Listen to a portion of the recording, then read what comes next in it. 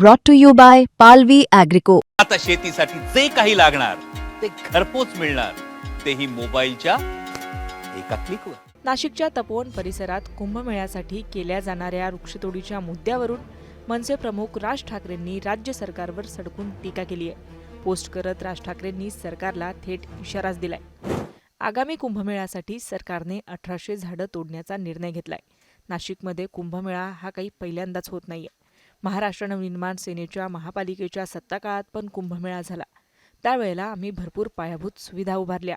त्यावेळच्या नगरसेवकांचा आणि प्रशासनाचा उत्तम संवाद होता. त्यामुळे काम करताना जनतेला काय हवंय याचा विचार केला गेला.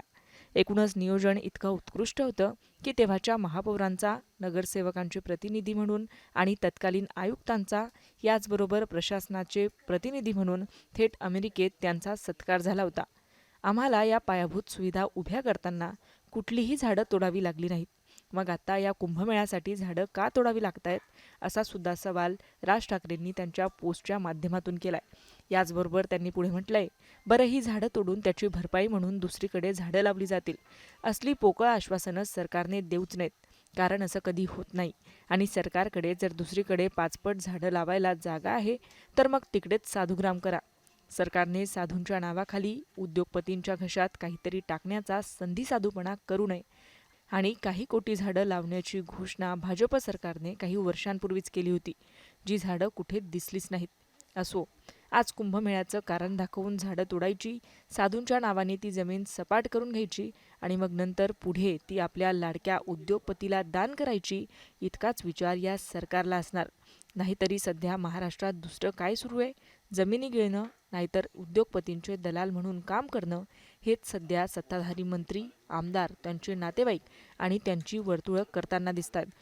असा सुद्धा सवाल उपस्थित करत सरकारवर राज ठाकरेंनी गंभीर आरोप केलेत. त्यांनी पुढे म्हटलंय, नाशिककरांचा या वृक्षतोडीला तीव्र विरोध आहे. नाशिककरांना माझं आवाहन आहे की तुम्ही ठाम राहा. तुमच्या पाठीशी महाराष्ट्र नवनिर्माण सेना उभी राहील. यामध्ये खरं तर कोणतंच राजकारण नाहीये. या आता होणाऱ्या निवडणुकांनंतर देखील आमचा या वृक्षतोडीला विरोधच राहील. माझं सरकारला आवाहन आहे की उगाच संघर्ष वाढवू नका.